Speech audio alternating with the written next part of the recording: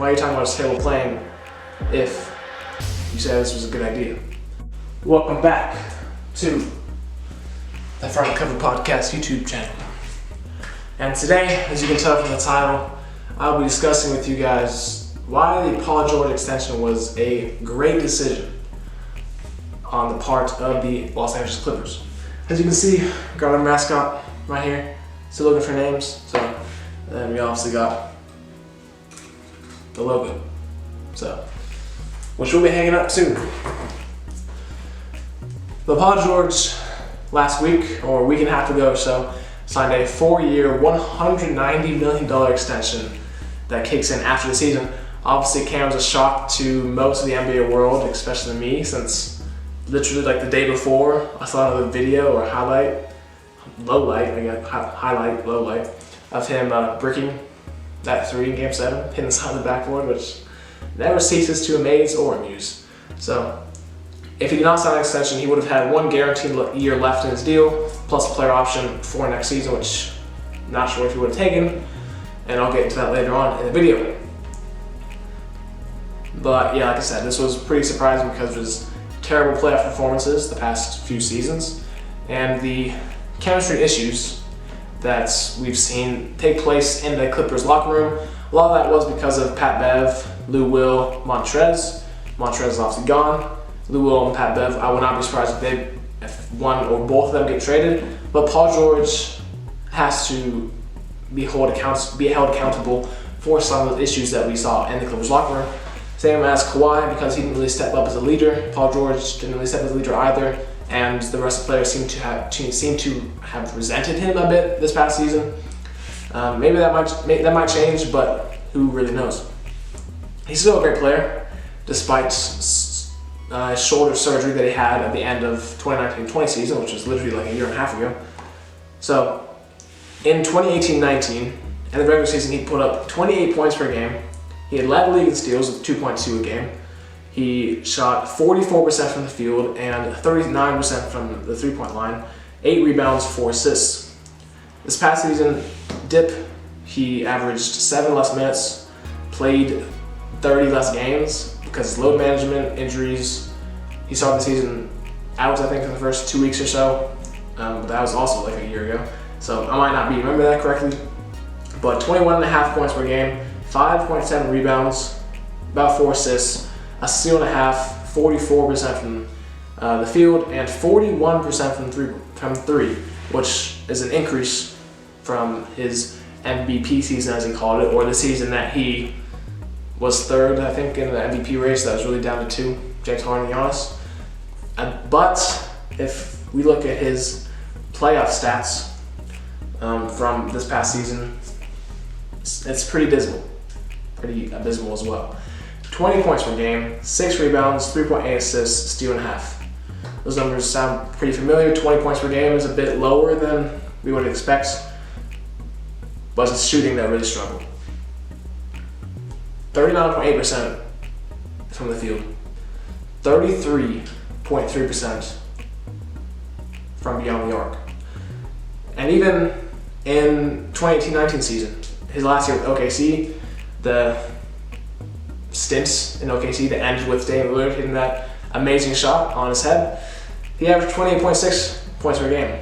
He led the NBA in playoff minutes in those 5 games that he played, though, and shot 32% from 3. So he put up good stats with 28.5, 8.5, 3.5 points, rebounds, assists, but his usage was super high, his minutes were super high, and his percentages were super low. So, you might be saying, why does his terrible playing, why are you talking about his terrible playing if you said this was a good idea? Well, I'll get into that. Because this extension gives the Clippers a very valuable asset. On a shorter deal, if he demanded a trade or the Clippers wanted to move on from him because of maybe some chemistry issues like I mentioned, or maybe he's just not playing well in the playoffs, just also like we mentioned, Paul George's agent could have, in this hypothetical world that will not happen anymore, maybe an alternate universe, this could have happened, but Paul George's agent could have said to a team like, for example, the Hornets, if they're interested in bringing Paul George in for his last year, if he opts into his player option, they could have wanted to bring him in. But Paul George's agent could have said to them, hey, Michael Jordan, yeah, I'm not going to re-sign with you, so might as well not trade for me, because you have no hope of winning a championship now, and I'm just going to opt out of my player option and leave. So good luck trading for me. But instead, he doesn't have that leverage anymore. He has to kind of be forced into, obviously that's what a trade is, obviously you don't really have a choice where you go unless you have a no trade clause, and even then it's just so you won't get traded, obviously. So he won't have a decision anymore if he gets traded.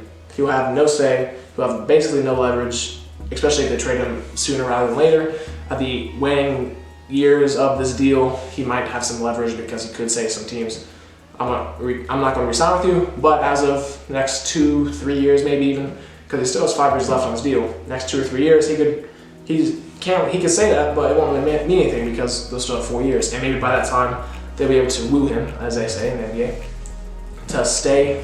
They also say that like marriage and mating, so that's interesting.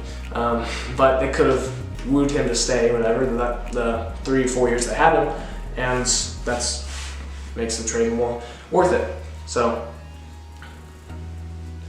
and this deal also gives them more time to move him, because if he wanted out or if he didn't like the situation that he was in, he could have told the Clippers, yeah, I'm just gonna leave through free agency, so if you want to get rid of me, go ahead, but some teams aren't gonna even trade for me because there's no point, because I'm not gonna resign with them. Going back on that would have, obviously the amount of packages that the Clippers would be offered if he said that to some teams like the Pistons, the Hornets, the Knicks, whatever, the amount of offers would decrease, so the value of offers would also decrease. We saw the Drew Holiday deal, we saw kind of a bidding war, I guess, a trade auction, whatever, for Drew Holiday that ended up costing the Bucks like 5 picks, Eric Bledsoe and George Hill.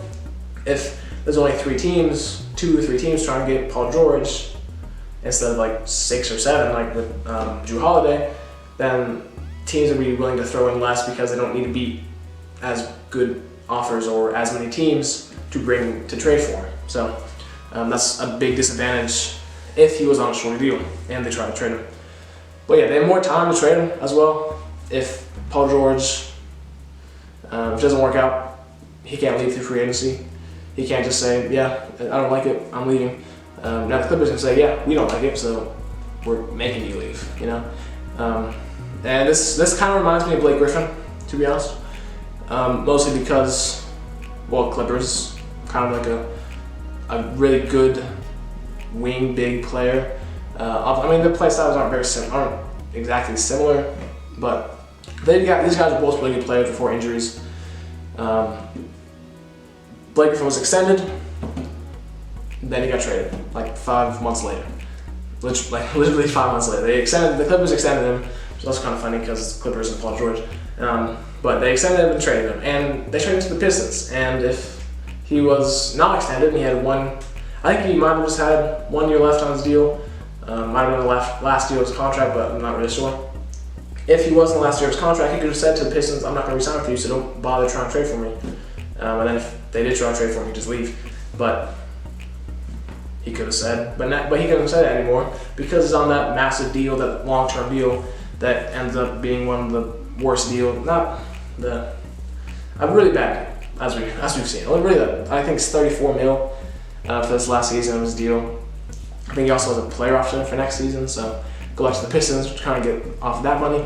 But it reminds me of that because they could trade him. They could trade him for more teams because, yeah, like I said, the Pistons wouldn't have been able to trade for him, or wouldn't have been as likely to trade for him if he was on a shorter deal, because it's likely he's going to leave. So, and we've seen in the past small market teams or bad teams, like Detroit isn't really a small market, but it's a really bad team, and I guess it's not Chicago, it's not LA, it's not New York, and Minnesota with Malik Beasley, they really had to overpay him, and small markets have to overpay to get the guys they want, but that's a video for another day. So I think that's it. Hope you guys enjoyed. Stay safe. COVID still real thing. Wear your masks. And give me some names for this dude. Make sure to like and subscribe as well. I forgot to mention that. Let's see if we can get 10 likes. Like goal, 10 likes for the second video.